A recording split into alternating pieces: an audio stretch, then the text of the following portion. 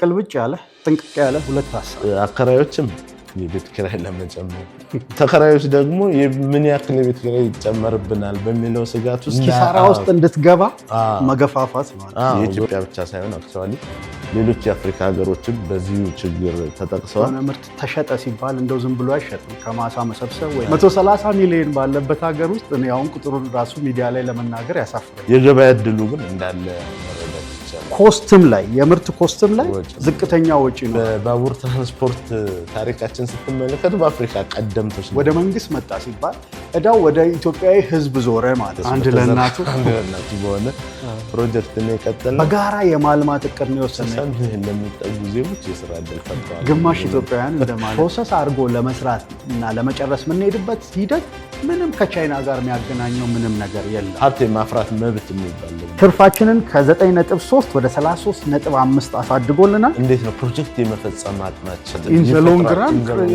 ቪሸስ ውስጥ ነው ቪሸስ ሰርክል አንዳንዴ ኦልሞስት ከተለመደው ትራዲሽናል ንግድ ወጣ ብለህ ስታይ ኢትዮጵያ ውስጥ ሊሰሩ የሚችሉ ስራዎች ምን ያህል ሰፊ ነው። በጣም ወሳኝ ግብአት ነው። በዝቅተኛ ኢንቨስትመንት ከፍተኛ ትርፍ ሊያስመጡ የሚችሉ ስለዚህ አፍሪካውያን የጋራ ባለቤትነት ላይ ትኩረት አድርገው መስራት አለባቸው። ተመልካቾች እንግዲህ ነጋዴ መሆን የሚያስቡ ወይንም ነጋዴዎች ናቸው ብለን እናስባለን። ሜንሊ ለሁሉም የህብረተሰብ ክፍል የሚጠቅም ፕሮግራም ቢሆን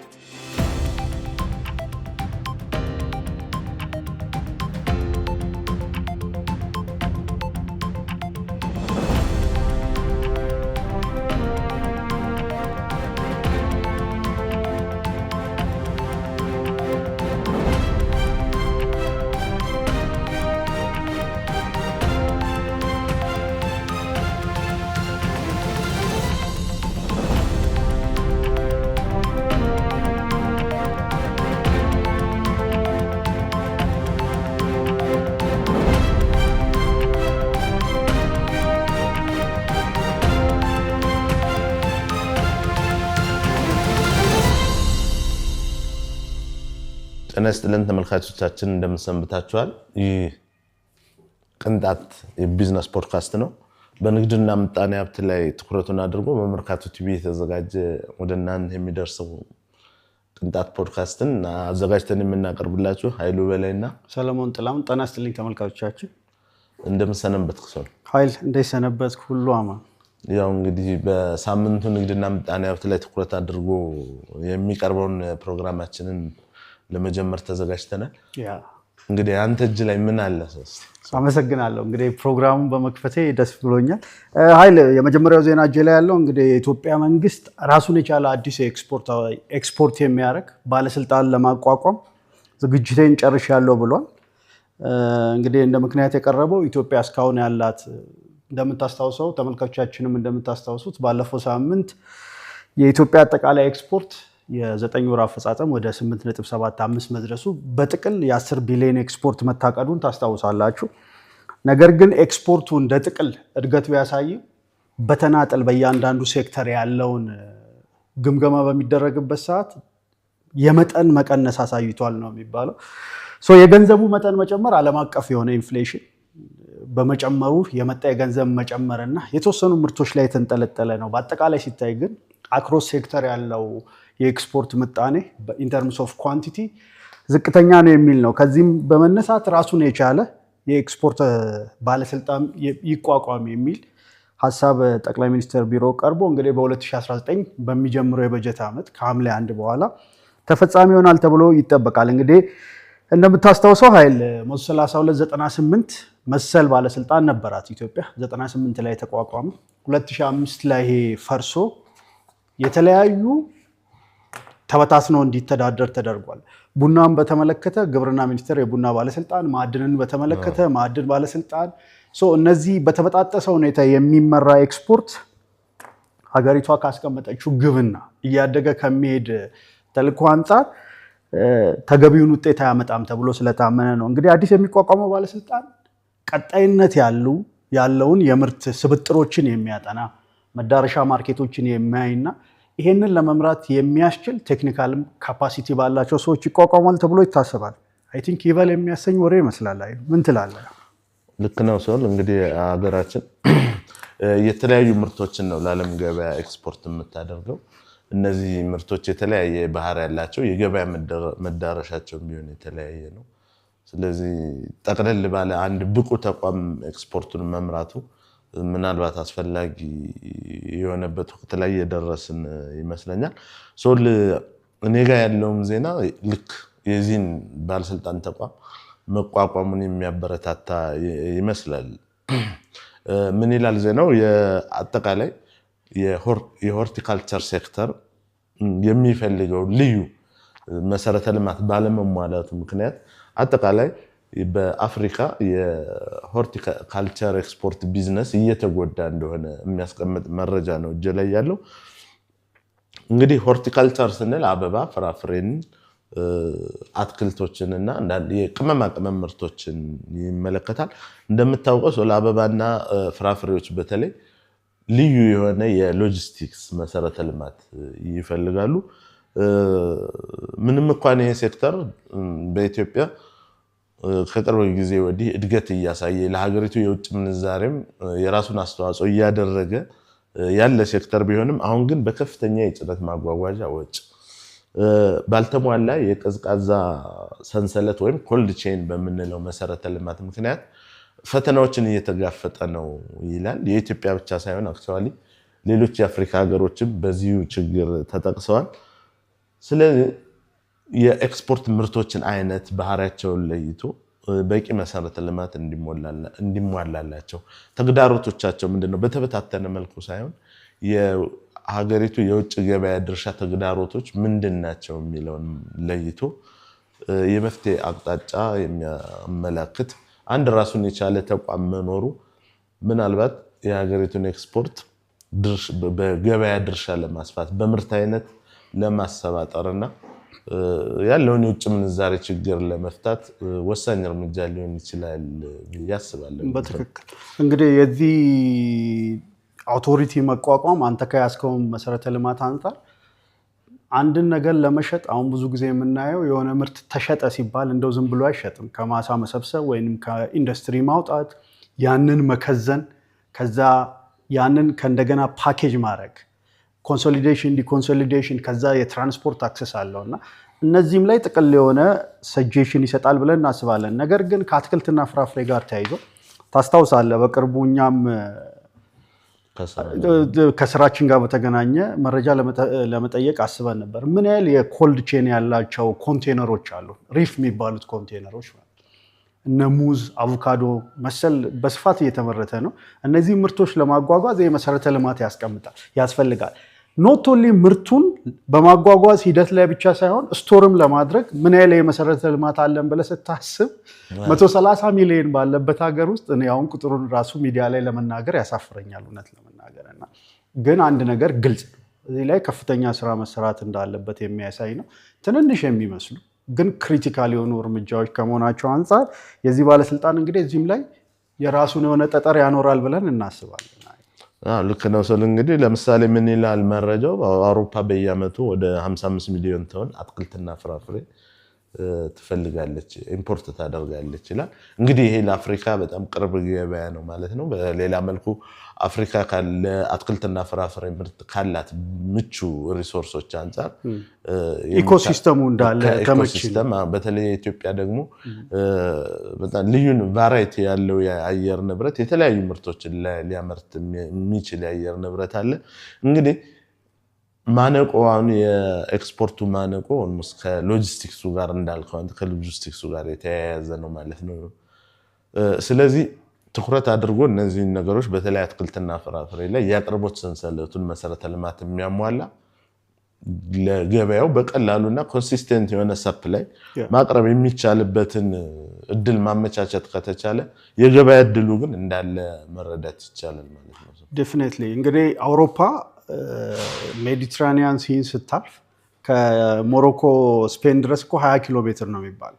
ግን የብሱ ላይ እዛ ከመድረሱ የብሱ ላይ ያለው ፕሮሰስ ትልቅ ነገር ነው። ያ ብቻ አይደለም። ምናልባት እነዚህን ነገሮች በጥሬው ፕራይመሪ የሆነውን ጉድ ባንልክና ፕሮሰስ ብናረገው የኋላ ትስስር ባክዋርድ ሊንኬጁን መፍጠር ራሱ መሰል ኢንፍራስትራክቸር መኖሩ ለማምረት ሂደት ከፍተኛ የሆነ የራሱ የሆነ ተጽዕኖ ይኖረዋል ማለት ነው እና ኮስትም ላይ የምርት ኮስትም ላይ ዝቅተኛ ወጪ ይኖራል። መሰል ኢንቨስትመንቶች በጣም መበረታታት መታየት ያለባቸው በመንግስትም የፖሊሲ አቅጣጫ ትኩረት ሊሰጣቸው የሚገቡ ነጥቦች ይመስሉኛል። ኦኬ ኃይል ወደ እኔ እጅጋ ወዳለው ዜና ስንመለስ እንግዲህ የኢትዮጵያ ምድር ባቡር ኮርፖሬሽንን የተመለከተ ሁለት ዜናዎች አከታትዬ አቀርባለሁ ተመልካቾቻችን። የመጀመሪያው እንግዲህ የኢትዮጵያ ምድር ባቡር ኮርፖሬሽን ዕዳ ወደ መንግስት ተዘዋወረ የሚለው መረጃ ነው። እንግዲህ የኢትዮጵያ መንግስት ከቻይና አበዳሪዎች ጋር ባደረገው ድርድር ሪስትራክቸሪንግ ሎን ሪስትራክቸሪንግ የሚባለው የጊዜ ማራዘም እና የኢንተረስት ያከፋፈል ሂደትን በተመለከተ በማራዘሙ ምክንያት ዕዳው ወደ መንግስት ዞሮ የኮርፖሬሽኑ ባላንስ ሺት እንደምታውቁት ተመልካቾቻችን እንግዲህ አንድ የንግድ ድርጅት ዕዳና አጠቃላይ ሀብቱ የሚታየው ባላንስ ሺት ላይ ዕዳ ባላንስ ሺት ላይ ካለ አጠቃላይ የተቋሙ እንቅስቃሴ ላይ ኢምፓክት ያደርጋል። ቢኮዝ እቅድ ሲታቀድ ከረንትሊ በዚህኛው የበጀት ዓመት ለሚያስፈልገው እንቅስቃሴ ከምናወጣው ወጪ ውጪ የነበረብን ፕሪቪየስ የሆኑ ሎኖች አንዱ ኢምፓክት አላቸው። የሚኖረን ትርፋማነት ለምንገዛው ጥሬ ዕቃ፣ ለሰራተኛ ለምንከፍለው ኦፕሬሽናል ከሆኑ ኮስቶች ውጪ ቫሪያብል እና ፊክስድ ኮስቶች ውጪ ሎኑም አንዱ ኮንሲደር ይደረጋል። ስለዚህ ተቋሙ እንግዲህ በተከታታይ ካሉበት ኦፕሬሽናል ኤፊሽንሲ ድክመት የተነሳ ወጪና ገቢው የተመጣጠነ አይደለም። አንድም ያለበትን ዕዳ ለመመለስ ከፍተኛ መዳከር ውስጥ ገብቶ ማኔጅመንቱም አዳዲስ አቅጣጫዎችን ለማየት ስለተቸገረ ዕዳውን ወደ መንግስት ዞሯል የሚል ዜና መጥቷል። እንግዲህ የዚህ ነገር ፋይዳ ተብሎ የቀረበው አንደኛ ድርጅቱ ትኩረቱን ወደ ስራ ማስፋፋት ላይ እንዲያደርግ፣ የአገልግሎት ጥራት ማሻሻል ላይ ትኩረት እንዲያደርግ እና አዋጭ ስትራቴጂዎችን መቅረጽ እንዲችል ማኔጅመንቱ ይህንን ስፔስ ይሰጣል ነው። አክቹዋሊ ከቢዝነስ ፖይንት ኦፍ ቪው ስናየው ማንንም ተቋም የሚመራ ማኔጅመንት ሲመጣ ተቋሙ ያለበትን ዕዳ ከግምት በማኖር ይሄን ዕዳ ለመመለስ ምን አይነት ስትራቴጂ ልከተል፣ ማረገው ኦፕሬሽን ከረንትሊ ከማረገው እንቅስቃሴ ውጭ ያንንም ዕዳ መመለስ ያስችላል የሚል ሰው ነው መምጣት ያለበት። ግን ያው ይሄ ነው የተቀመጠው ምክንያት። ይሄ መደረጉ ለተቋሙ ጥሩ ሊሆን ይችላል። ግን ተያይዞ ግብር ከፋዩ ላይ የሚፈጥረው ጫና አለ። ቢኮዝ ወደ መንግስት መጣ ሲባል ዕዳው ወደ ኢትዮጵያዊ ሕዝብ ዞረ ማለት ነው። በሌላ አንጻር መንግስት ከዚህ በኋላ ለሚያስፈልጉት ወሳኝ ፕሮጀክቶች የመበደር አቅሙን ቻሌንጅ የሚያደርጉ ናቸውና እነዚህ ነገሮች ቤኔፊቱ ለተቋሙ ቢመስልም ከሀገር አንጻር ግን የራሱ የሆነ ቻሌንጅ አለው ማለት ነው። ነገር ግን የሚገመት አለ። ኢኮኖሚስትና የቢዝነስ ሰዎች ምን ይገምታሉ? ከወርልድ ባንክና አይኤምኤፍ ጋር እያደረግነው ባለነው ድርድር አንድም የሀገር ውስጥና ከሀገር ውጭ ያሉ ዕዳዎችን በቅጡ የማስተዳደር አንዱ ነው እና ከዛ አንጻር መንግስት የወሰደው እርምጃ ነው። ሁለተኛ ደግሞ እንደ ምክንያት የሚቀርበው ዕዳ የሌለባቸውን የመንግስት ተቋማት የመንግስት የልማት ድርጅቶችን ወደ ግለሰብ ለማዘዋወር ዕዳ ካለበት ተቋም ይልቅ ዕዳ የሌለበት ተቋም ለማዘዋወር በምታደርገው ጥረት ኢንቨስተሮች ኢንተረስት ያሳያሉ። ኢቭን ስራውን ደግሞ ሀፋፍ በፕራይቬት ፓብሊክ ኢንቨስትመንትም ራል አድርገው ብትል ለዛም ምቹ የሆነ ኢንቫይሮንመንት ስለሚፈጥር ከዛ አንጻር የተወሰደ እርምጃ ነው ይላሉ። እዚህ ላይ የምትለው ካለ ከዛ ወደ ሁለተኛው ዜና ሄዳለሁ። ምን ትላለህ እዚህ ላይ? ልክ ነው። እንግዲህ ሰው በዋናነት የሚያመዝነው ምንድነው ፕሮጀክቱ መልክቱ በአጠቃላይ እንግዲህ አንድ ዕዳ ለመጀመሪያ ፋይናንሱ ሲገኝ ራሱ ፕሮጀክቱ ፋይናንስ ጥቅም ላይ የዋለበት ፕሮጀክት ዕዳውን ይመልሳል ተብሎ ነው የሚታሰበው። ግን ላለፉት ዓመታት በተለይ እንግዲህ ይሄ የቻይና መንግስት ዕዳ ከአዲስ አበባ ቀላል ባቡር ፕሮጀክት ጋር የተያያዘ ነው። ነገር ግን የባቡር ትራንስፖርቱ ውጤታማ ስላልሆነ ገቢ ሰብስቦ ወጪዎችን ራሱ መሸፈን የሚችልበት ደረጃ ላይ አይደለም። እንኳን ብድሩን መመለስ ደግሞ የማይታሰብ ሆኖ ነው የቆየው።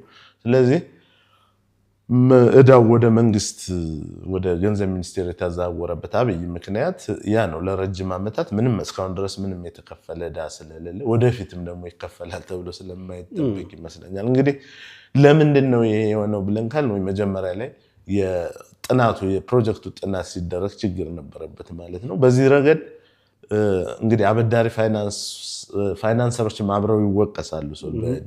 በዲሲፕሊን ደረጃ በሙያው ዲሲፕሊን ደረጃ ፋይናንሰሮች ብዙ ጊዜ የፕሮጀክቶችን ውጤታማነት ፊዚቢሊቲ ስተዲያቸውን አብረው ያማክራሉ። ተጨባጭነታቸው አረጋግጠው የማበደር ኃላፊነት አለ ያለበለዚያ እንደ አራጣ አበዳሪ ሊሆን ነው ኪሳራ ውስጥ እንድትገባ መገፋፋት ማለት ዞሮ ግን የዚህ የቻይና መንግስት ብድር የቻይና ብድር ለረጅም ጊዜ ሲንከባለል ስለቆየ ዞሮ ፕሮጀክቱን ከለህ ማድረግ ስለማይችሉ ወደ ገንዘብ ሚኒስቴር ሊዞር ይችላል ማለት ነው።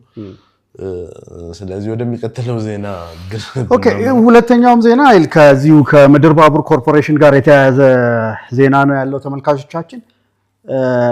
ከአዋሽ መቀሌ ያለው መንገድ ድጋሚ ስራ ጀምሯል ነው። አዋሽ ኮምቦልቻ ሀራ ገበያ የሚባለው የባቡር መስመር ነው። እንደምታስታውሰው ይሄ ፕሮጀክት እንግዲህ ውስብስብ ያለ ፕሮሰስ ውስጥ ያለፈ ነው። እኛ ራሱ እዚህ ቤት ውስጥ ብዙ የዚህን ፕሮጀክት በተመለከተ ዜና ይዘን መተናል። ፕሮጀክቱ እንግዲህ 2015 የተቋቋመ ፕሮጀክት ነው። በወቅቱ በ1.7 ቢሊዮን ዶላር ሊሰራ ከቱርኩ ያፒ መርኬዜ ከሚባል የኮንስትራክሽን ፈርም ጋር ውል ተይዞ የገባ ፕሮጀክት ነው። ይህ ፕሮጀክት እንግዲህ በሰሜኑ ጦርነት ምክንያት ፕሮጀክቱ ተቋርጧል። ይሄ ፕሮጀክት ተቋርጦ በቆየበት ጊዜ ውስጥ ይሄ የቱርክ ኩባንያ ኮንትራክተሩ ከፍተኛ ኪሳራ ውስጥ ገብቻለሁ ብሎ የኢትዮጵያን መንግስት ለንደን በሚገኝ ፍርድ ቤት ላይ አቁሞት ነበር በ1.6 ቢሊዮን ዩኤስዲ። ይህን ወሬም ይዘነው መተናል። ትኩረት ባንሰጠውም ሃይላይት ይዘነው ወተናል። የኢትዮጵያ መንግስት እዚህ ጋር እንግዲህ ክርክር አድርጎ በወቅቱ እንደውም ወደ 29.1 ሚሊዮን ብር ለኢትዮጵያ መንግስት ከተሰጠው አድቫንስ ውስጥ እንዲመለስ፣ ለማሽነሪዎች ፕሮጀክቱን ለማከናወን የተገዙ ማሽነሪዎች ለኢትዮጵያ መንግስት እንዲሆን ውሳኔ ተሰርቷል። ፕሮፌሰር ጥላውን ተሾመ የሚባሉና አቶ ካሱ ሞላ የሚባሉ የኮርፖሬቱ ሎየሮች በያዙት ክስ ይሄ መሆኑን ከዚህ በፊት ሃይላይት ሰተናቸዋል። ይሄ ፕሮጀክት እንግዲህ መልሶ ወደ ስራ ገብቷል። ስራውን እንግዲህ የጀመረው ከጣሊያን ኩባንያ ጋር ነው። በአዲስ መልኩ ስራውን የጀመረው ሜይ 17 ላይ ኦፕሬሽናል ሆኗል ተብሏል። ተመልካቾቻችን ይህ እንግዲህ ጥሩ ዜና ነው። ይህ ዜና ከኢኮኖሚ ፋይዳ አንጻር ስናየው ፕሮጀክቱ እንግዲህ ከፍተኛ ብዙ ፋይዳዎች ያሉት ነው። አንደኛ የኢንዱስትሪ ኮሪደር ትስስርን ይፈጥራል። እንግዲህ በሰሜኑ ኤሪያ በኩል ያሉ የአማራ ክልል ቁልፍ የሆኑ የህዝብ ማዕከላት እንደነ ደሴ፣ ኮምቦልቻን ከማዕከላዊ ገበያ ጋር በማገናኘት ከፍተኛ የሆነ የራሱ አስተዋጽኦ ይኖረዋል። እንዲሁም ኮምቦልቻ ስትራቴጂክ ሚናዋ ከፍ እንዲል ያደርጋል። እንደምታስታውሱት ኮምቦልቻ የኢንዱስትሪ ማዕከል ነች። ደረቅ ወደብም አለ። አሁን የዚህ ፕሮጀክት መምጣቱ የባቡር ሀብም ያደርጋታል። የሜንቴናንስ እና ስትራቴጂክ የሆነ ፋይዳዋ ለኮምቦልቻ እንዲጨምር ከፍተኛ የሆነ የራሱ አስተዋጽኦ ይኖረዋል ማለት ነው። ፕሮጀክቱ ተጠናቆ ወደ ስራ ሲገባ እንግዲህ ወደ 1.9 ሚሊዮን ሰዎችን በአመት ያንቀሳቅሳል ተብሎ ይጠበቃል። ተመልካቾቻችን ያ ብቻ አይደለም፣ ወደ 17.2 ሚሊዮን ቶን ቁሶችን ፍራይት ወይንም አይተሞችን ያንቀሳቅሳል ተብሎ ይታሰባል። ከዚህ አንጻር ስትራቴጂክ ፋይዳ ያለው ፕሮጀክት ነው። ነገር ግን ተመልካቾቻችን እንደምታስታውሱት ከአንድ ወር በፊት አካባቢ ጠቅላይ ሚኒስትር አብይ አህመድ በቲቪ መስኮት ላይ ብቅ ብለው ያስቀመጡት መልእክት ነበረ። ኦፒኒየን ልንለው እንችላለን። ይሄ የአዋሽ መቀሌ ፕሮጀክት ኮሜርሻል ሎን ከመሆኑ አንጻር ለአሰራር አመቺ አይደለም። ኮሜርሻል ሎን ነው። ይሄ መስመር ስራውን ጨርሶ ኦፕሬሽናል ቢሆን ለተከታታይ 50 ዓመታት ስራውን ቢሰራ የተበደረውን ብድር አይመልስም ብለዋል። ይሄ የሚሆነው በዛ ኮሊደር ላይ በቂ ምርት የለንም የሚል ኦፒኒየን ሰጥተዋል። እሳቸው ይህን ቢሉም እንግዲህ ፕሮጀክቱ መልሶ ኦፕሬሽናል ሆኗል ማለት ነው። የፋይናንስ እና የፖሊሲ ተቃርኖ እንዳለው ያሳያል። ነገር ግን ምንድን ነው ምናልባት የተደረገ ግምገማ ይኖራል። እዛ ኮሊደር ላይ የሚኖሩ የምርት ፕሮዳክቲቪቲን ሬይዝ በማድረግ ፕሮጀክቱ ኤፊሽንት እንዲሆን የሚሰራ ስራዎች እንግዲህ ከዛ ወዲህ ተገምግሞ ይሆናል የቀረበው። ነገር ግን መሰል ስቲል የኮሜርሻል ሎን ኬዞች ቅድምም ካወራ ነው ወደ መንግስት ዕዳ መዞር ከሚለው ጋር ስታየው እዚህ ጋም ያሉ ነገሮች አሉ። ምን ትላለህ? እንግዲህ ሶል ምንድነው ኮመርሻል ሎኖች ብዙ ጊዜ በተለይ ለረጅም ጊዜ የመሰረተ ልማት ግንባታዎች በረጅም ጊዜ ጥቅም ላይ ለሚውሉ የመሰረተ ልማት ግንባታዎች አይመከሩም። ምክንያቱም ኮስት ኦፍ ፋይናንሲንግ የፋይናንሱ ዋጋ የፋይናንሱ ወጭ ፋይናንስ ራሱ ወጭ አለው አይደለም፣ እሱ ከባድ ከፍተኛ ስለሚሆን ነውና በዚህ ምክንያት ነው እንግዲህ ጠቅላይ ሚኒስትር አብይ አህመድም ብዙ ጊዜ ኮመርሻል ሎኖችን ትተናል፣ አሁን የረጅም ጊዜ እጅግ አነስተኛ ወለድ የሚከፈልባቸው ወይም ደግሞ ምንም ወለድ የማይከፈልባቸው ብድሮችን ነው እየተጠቀምን ያለ ነው፣ ሀገሪቱ ካለባት የዕዳ ጫና ምክንያት ማለት ነው። ወደ ምድር ባቡር ፕሮጀክቱ ስንመጣ ግን አንዳንዴ ሀገራችን ላይ ካለፈ በኋላ ይሆናል እንጂ የፕሮጀክቶቻችን ቅደም ተከተል ቅድሚያ የሚሰጠው ፕሮጀክት የትኛው ነው የሚለው ላይ ነው ጠቅላይ ሚኒስትሩም ለመናገር የተናገሩት። ያንን ግን መወሰን የሚቻለው እንግዲህ ፕሮጀክቱ በተጀመረበት እንደ አውሮፓውያን አቆጣጠር በ2015 ዓመተ ምህረት ነበር። ግን ኦልሬዲ ከተጀመረ በኋላ ወጪ ስለወጣበት እና ፋንክሽናል መሆን ስላለበት ባለበት ሁኔታ ብቶ ኦፍ ኮርስ ያረጀ ጥቅም ላይ ሳይውል እየተመዘበረ ስለሚቆይ ፕሮጀክቱ ነው እንግዲህ ወደ ስራ ተመልሶ የመጣው። እዚህ ጋር ቲፕ ላድርግህና በነገርክ ላይ ከአዋሽ እስከ ኮምቦልቻ ያለው 99.6% ፕሮጀክቱ አልቋል። ከኮምቦልቻ ሀራ ወደ 82.7% አልቋል። በነበረው የሰሜን ጦርነት ትንሽ ዳሜጅ ደርሶበታል። ያ ማለት ፕሮጀክቱ በከፍተኛ ሁኔታ ወደፊት ሄዶ ነበር። በአማካኛውን 90% አልቋል ማለት ነው። ስለዚህ 10% ጨርሶ ወደ ተግባር ላይ መዋል ዛሬ ላይ የተሻለ ነው ማለት ነው። ልክ እንደንትን እንግዲህ በባቡር ትራንስፖርት ታሪካችን ስትመለከቱ በአፍሪካ ቀደምቶች ነን፣ ምንም ጥያቄ የለውም። ነገር ግን እስካሁን ድረስ ከጅቡቲ አዲስ አበባ ድረስ አንድ ለእናቱ በሆነ ፕሮጀክት ነው የቀጠልነው። ለምን ሌሎች ግን ሀገሪቱ ካላት ከፍተኛ የህዝብ ቁጥር አንፃር በተለይ የባቡር ትራንስፖርት ለበልክ ትራንስፖርቴሽን በጣም ምቹ ከመሆኑ አንፃር የበለጠ ውጤታማ የሚሆንባቸው አካባቢዎች ይኖራሉ፣ ምንም ጥያቄ የለውም። ግን በአግባቡ ተጠንቶ ቪያብል የሆኑ ፕሮጀክቶች ፕሮፖዝ ተደርገው ወደ ተግባር አልተቀየሩም ማለት ነው። ዞሮ ዞሮ ግን አንድ ከአመታት በፊት ያነበብኩት ነገር አለ። ህንዳውያን ለምሳሌ ኦልሞስት ለ60 ሚሊዮን ዜጎች በባቡር ትራንስፖርት የስራ ዕድል ፈጥረዋል። በሀገራቸው መካከል በዘረጉት የባቡር ትራንስፖርት ወደ 60 ሚሊዮን ለሚጠጉ ዜጎች የስራ ዕድል ፈጥረዋል። ግማሽ ኢትዮጵያውያን እንደማለት ነው። ለግማሽ ኢትዮጵያውያን ማለት ነውና ዞሮ ዞሮ ግን በተለይ እኔ እነዚህን መረጃዎችም ቀደም ብሎ ስከታተላቸው ነበር። ለንደን ላይ በተደረገው የግልግል ዳኝነት ላይ ኢትዮጵያውያን ያስመዘገቡት ውጤት አስደስቶኛል ማለት እፈልጋለሁ። ኮንትራክተሩ በጣም ከፍተኛ ገንዘብ ነበር የኢትዮጵያ መንግስት የጠየቀው። ነገር ግን ውጤታማ ሙያዊ ስራ የተሰራ ይመስላል።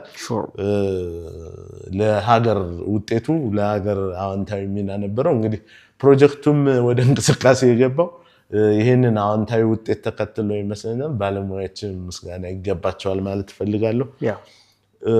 የባቡር ፕሮጀክቱ እንግዲህ እንዳልከው ከሰሜን ከመቀሌ ጀምሮ ያሉ ኢንዱስትሪ ፓርኮች በቀላሉ ምርታቸውን በአዋሽ ድረስ ስለሚደርሱ አዋሽ ደግሞ ለጅቡቲ ወደብም ቅርብ ስለሆነ ምርቶቻቸውን በቀላሉ ኤክስፖርት የሚያደርጉበትን አጋጣሚ መሆን የሚያደርግ ነው። እዛ መስመር ላይ እንግዲህ ያለውን የመንግስትን ስጋት ነው። አሁን የጠቅላይ ሚኒስትሩ ንግግር በወቅቱ በቂ የምናመላልሰው ምርት የለም፣ ተጨባጭ አሁን መሬት ላይ ያለው ነው። እንግዲህ እዛ አካባቢ ያሉ ፖቴንሻል የመልማት አቅሞችን ሞር ዳይቨርሲፋይ አድርጎ ያ መስመር ፋንክሽናል ማድረግ ነው። ኃይል እዚህ ጋር ግን ምናልባት ለተመልካቾቻችን ለመስጠት አሁን የጣሊያኑ ኩባንያ ኮይፒያ ይባላል። እንግዲህ በጋራ የማልማት እቅድ ነው የወሰነው። የመግባቢያ ሰነዱ በጋራ የማልማት ይላል። እንግዲህ ፋይናንስም አድርጎ በረጅም ጊዜ ውስጥ አብሮ ፕሮጀክት ኤክስኪዩሽን ላይም ገብቶ ከዛ ወጪን ለመሰብሰብ የተደረገ ስምምነት ከመሆኑ አንፃር ይበል የሚያሰኝ ጥሩ ነው። ይበል የሚያሰኝ ነው። እንግዲህ ተመልካቾቻችን እኔ ጋር ወዳለው መረጃ አይደል። ከዛ በፊት ግን አብረውን ስላሉ ብታመሰግናቸው ጥሩ አይደለም ማለት። ተመልካቾቻችን ያው እንግዲህ አብራችሁን ስላላችሁ እናመሰግናለን። ይህ ቅንጣት የቢዝነስ ፖድካስት ነው። በንግድና ምጣኔ ሀብት ላይ ትኩረቱን አድርጎ ወቅታዊ መረጃዎችን ወደ እናንተ ወደ አድማጮቻችን እያደረስን ነው።